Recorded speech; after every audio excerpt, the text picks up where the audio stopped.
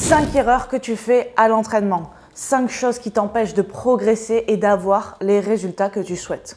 Ce sont des choses toutes petites que tu vas ajuster et qui vont clairement faire la différence.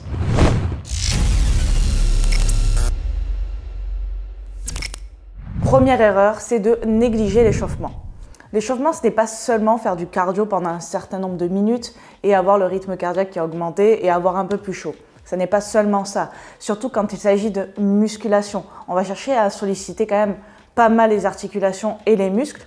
Et non seulement si tu négliges tout cela, tu vas avoir un risque de blessure qui va être accru et tu vas avoir une moins bonne sollicitation musculaire parce que potentiellement tu auras une amplitude qui sera moins intéressante.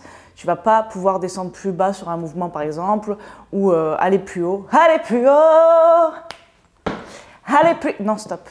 C'est ok de s'échauffer quelques minutes sur un appareil de cardio. Tu peux faire 5 minutes de cardio par exemple et puis 5 minutes où tu vas mobiliser toutes tes articulations, faire un peu de mobilité selon les membres, je dirais, que tu vas solliciter durant ta séance. Ce que tu peux faire également, c'est si tu vas faire du squat ou du soulevé de terre, de commencer barre à vide ou avec des poids inférieurs à ceux que tu vas utiliser lors de tes véritables séries. Deuxième erreur, c'est que tu changes trop souvent de mouvement. Alors je sais que certaines personnes se font vite chier, on va le dire clairement, se lassent hyper vite et ont besoin de changer. Ok, si tu veux faire ça, n'espère pas progresser sur certains mouvements ou avoir des progressions en termes esthétiques, je dirais, si tu changes trop souvent de mouvement. C'est-à-dire que, par exemple, le squat, ce n'est pas seulement se baisser, se relever. Il y a une certaine amplitude à avoir et au fur et à mesure de la répétition de ce mouvement au fil des séances, tu vas gagner en souplesse, gagner en amplitude et tu vas donc pouvoir avoir un recrutement musculaire qui va être plus intéressant. Tu vas pouvoir te gainer également un peu plus. Le mouvement va vraiment et véritablement être polyarticulaire, c'est-à-dire qu'il va solliciter tous tes muscles. Donc, si tu veux progresser, il n'y a pas vraiment de secret si ce n'est la répétition et garder les mêmes mouvements. Tu peux avoir 2 à 3 séances différentes par semaine, mais fais en sorte de les garder un maximum de semaines pour pouvoir progresser, augmenter la charge, augmenter l'amplitude, augmenter le nombre de répétitions, réduire ton temps de récupération. Comme tu veux, il y a un certain nombre de choses différentes pour progresser, mais il faut absolument que tu répètes les mêmes mouvements. Donc, fais en sorte d'avoir des mouvements que tu kiffes. Quand tu commences à te lasser, pourquoi pas en changer un ou deux. Mais on va dire que le noyau, le nerf de la guerre, on le garde. Troisième erreur, la respiration. Je le vois énormément chez mes coachés. Quand ils font un mouvement, qu'on leur donne un certain nombre d'informations, surtout si c'est un nouveau mouvement, il y a beaucoup d'informations à retenir, beaucoup de choses sur lesquelles on se concentre et on oublie de respirer. C'est ballot, n'est-ce pas? Se mettre en apnée va rendre le mouvement beaucoup plus difficile et la séance en elle-même beaucoup plus difficile. Parce que si tu ne t'oxygènes pas, tes muscles ne sont pas oxygénés et ton cerveau non plus par la même occasion. Du coup, toutes les choses auxquelles tu dois penser finalement, tu t'y perds aussi. Donc, un petit rappel pour toi, on expire lors d'une poussée, tout simplement. Donc par exemple, sur les pompes, quand on descend, on inspire, quand on pousse, on remonte, on souffle.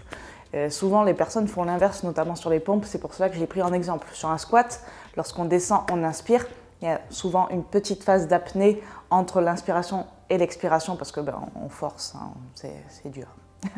Et on expire sur la poussée. Donc ça, c'est vraiment important à t'en rappeler également et ça permet aussi d'être un peu plus focus et de faire ça en pleine conscience comme on le souhaite. Quatrième erreur, le temps de repos à rallonge et notamment si tu commences à scroller sur ton smartphone, si tu commences à répondre soi-disant à un message et que ça finit en conversation complète, attention à ça. Trop de récup, tu la récupes. Tu perds les bénéfices de ton échauffement, les bénéfices de l'exercice que tu es en train de faire, alors fais bien attention à ça. Pareil, s'il y a une personne qui commence à venir te parler, voilà, essaye de couper court. Hein, je t'avais donné un conseil dans une précédente vidéo d'être sauvage, c'est-à-dire tu arrives à la salle, tu dis bonjour à tout le monde. Une fois que c'est fait, on enchaîne la séance, on se ferme du monde, on devient sauvage. Donc on évite les conversations à rallonge, on parlera après ou avant ou on s'appelle, tu vois. Donc fais attention à ça aussi parce que tu vas à la salle, il n'y a qu'à regarder autour de toi, il y a des personnes qui restent très longtemps sur une machine, mais très longtemps sur leur téléphone. C'est dommage. 5e et dernière erreur, c'est de ne pas avoir de plan, d'arriver à la salle et de ne pas savoir ce que tu vas faire à la salle ou chez toi. Hein.